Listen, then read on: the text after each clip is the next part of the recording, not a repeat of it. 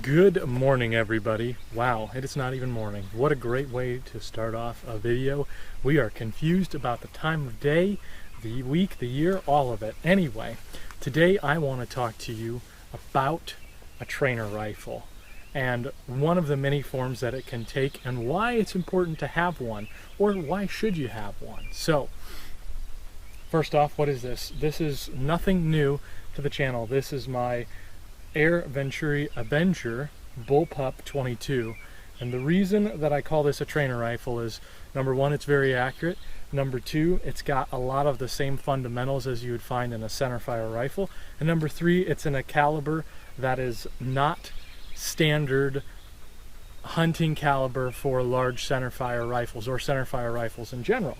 So what caliber is it? It's 22 caliber, but it's not centerfire. It's actually a pellet rifle. That's what this second barrel looking thing under here is. This is actually the air cylinder, and this is actually a shrouded barrel up on top. Is it new to the channel at all? Absolutely not.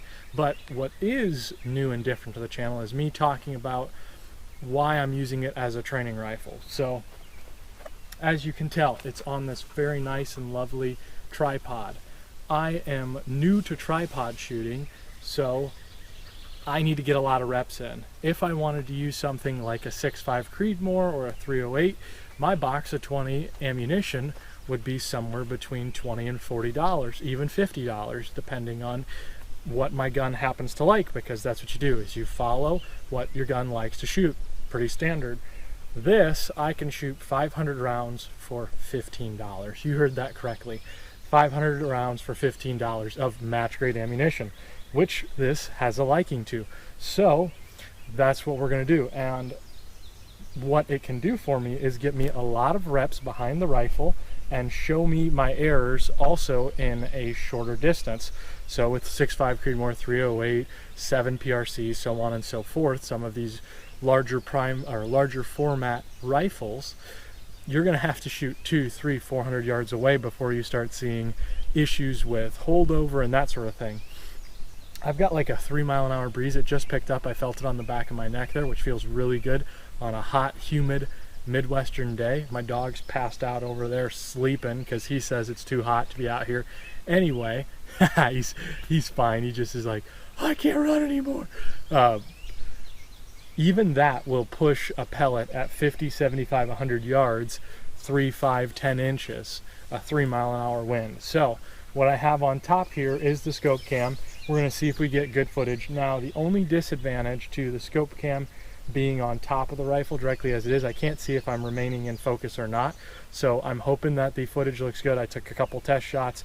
It looked good, but at the same point in time, it's one of those mysteries that we gotta wait till the film is out to see if it worked or not. Without further ado, let's get on with shooting, and let's show you a couple different techniques that I've been utilizing here, and like I said, hopefully through the scope cam, to utilize a trainer rifle in some good training practices.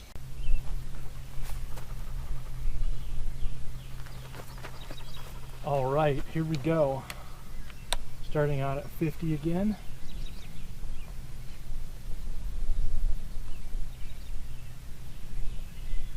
We're going to hold center punch plate. Okay, how low are we? At 50 we are 3 low. So we're going to put it right next to the other one. Hold it. Okay. On to 75. Tighten it in. Box stay. Heel. Hey, heel. Good boy. At 75, we're going to go forward to the top of the plate.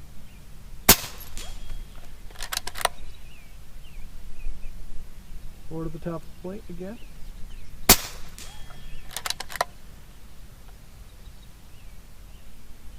Last one, forward to the top of the plate.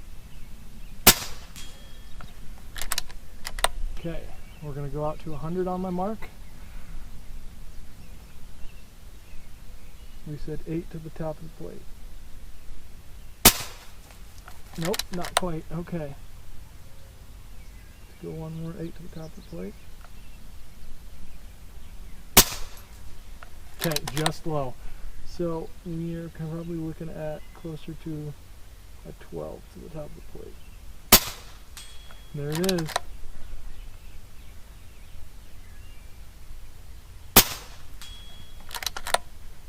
Okay, to dead ring that plate, we're going to hold 13. Yep. There we go.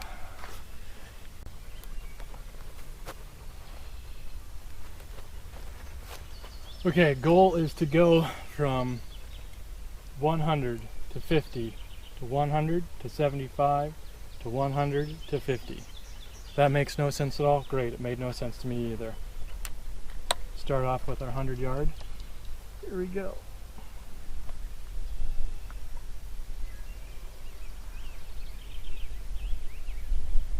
To the middle of the plate, hold the edge for the wind. We got a hit. Okay, now we're going to go to 50, make your adjustment.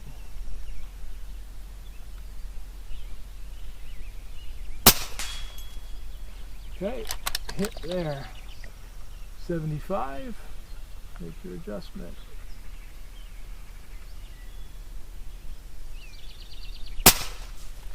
Ooh!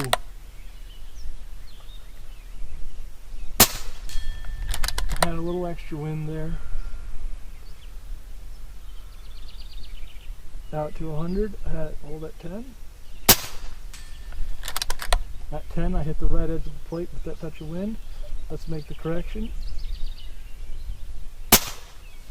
Oh, I missed! Buck, heel. Heel. Heel. Right here. Good boy.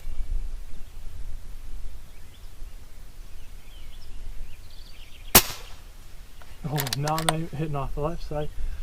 I felt the wind and I went, yeah, yeah. There we go. We're going to double check. I had that at 12. Let's go 12, middle of the plate. One more for good measure.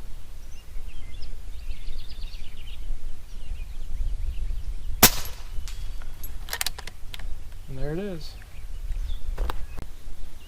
It is starting to get gorgeous out, and we're just starting to plink away here. And anyway, what we're going to do is I'm going to show you a really cool trick. We're going to make this pencil disappear. Great movie. Anyway, you probably didn't hear that. What we are going to do is we are going to show you basically when you start you can do one of two things to really find your zero if you have a consistent target that you're trying to find some dope on. First is you can start aiming lower, and when you go off the plate, then that tells you how low, or you can go how high, depending on how close or far you are. Since we're at something very far away, we are going to go higher. So I'm reading the hash marks on it, and since I'm so far away, I'm bringing those hash marks up, and as soon as I start missing high, then I'll know my exact edge of where we're at. So I think I hit 13 on that last one, so we're going to start with 13 as a starting mark.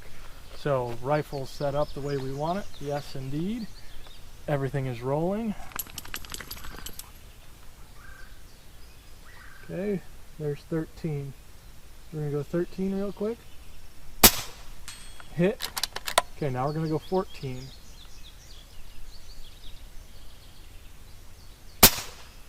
That was me. I pulled that one off to the left. You probably saw that. Top edge of the plate, 14. Okay, 16.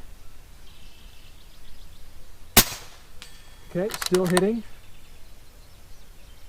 We're going to go 18. Okay, so it is 17. 16 to 18, somewhere in there. We're going to go right there at 16, or at 17. See if we can just barely touch the top of the plate. I'm going to go right edge corner. Oh! I didn't have good enough follow through.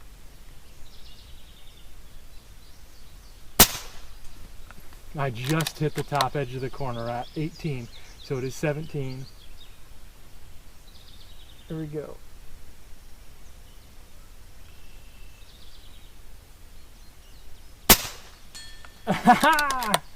All right, we're going to show you again. We're going to go at 18, and it's going to be a miss. And it's a miss. Now we're going to go to 17 or 16.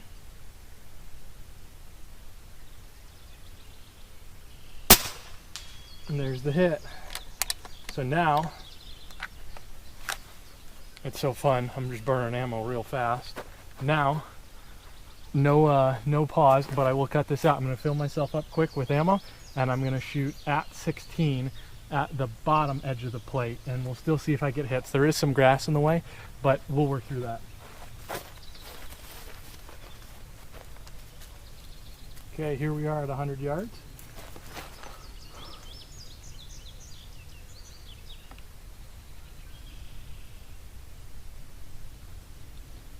Bottom edge of the plate. I gotta find a spot where there isn't much grass.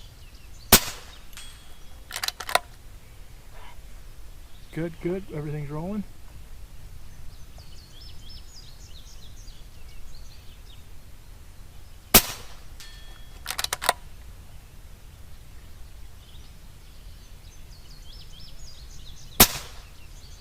Okay, I put it at about 17. I hit some grass on the way through. I heard it.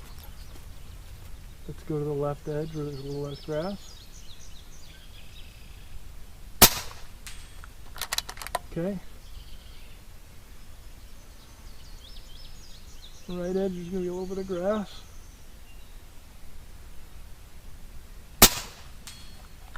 Okay. Now we're going to go to 14 and show you that it's low. Just in front, you probably saw that impact. Let me do one more.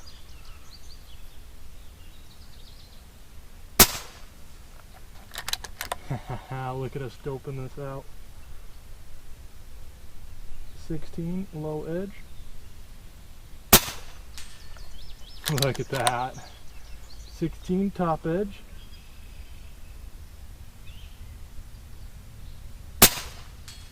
Oh, that's good. We gotta do that again.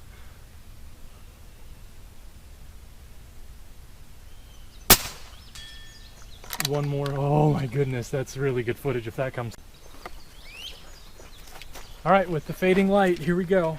Hold on, we gotta get this in so you guys can really see my shooting prowess.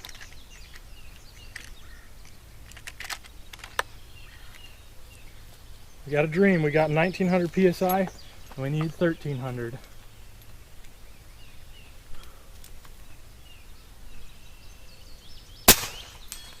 One.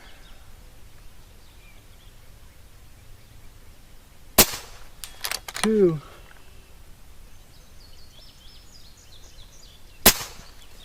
I missed that one. I pulled it.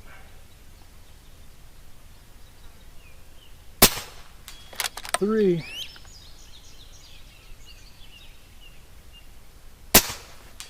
Four.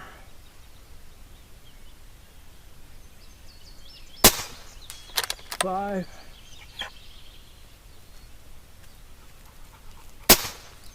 Six. 7.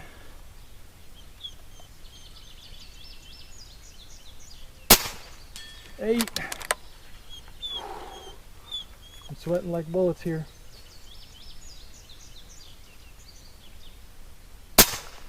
9. Okay, there was 9 for 10. Offhand, not bad. Once again, 9 for 10 off bad there. Wow, 9 for 10 offhand, not bad there. My dog is saying, it's time to go. I'm saying I'm sweating like a dog. He's sweating like a dog because he is a dog. And anyway, hopefully you guys didn't get too lost in this craziness. I'm just out here enjoying a gorgeous night shooting and really wanted to show you guys what a trainer rifle could do for you. Obviously there's ups and obviously there's downs. So remember that when you go, hey, it's a trainer rifle, you get to pick what's its ups and its downs. If you pick something that's very close to your PRS or your bench rest gun or one of those disciplines, guess what you're going to be doing? You're going to be paying PRS and bench rest prices. If you pick something that is not your bench rest or your PRS, you're going to end up with different shortcomings. So pick those shortcomings and be okay with it, whether that's price, whether that's power of round, whether that's availability of round. You're going to pick those. So when you go ahead and pick a trainer rifle, pick what you want. Thank you all very much for watching this. I really appreciate your time today. If you want to see something different, go ahead and put that in the comment section below. If You like what I'm doing? Go ahead and give me a like.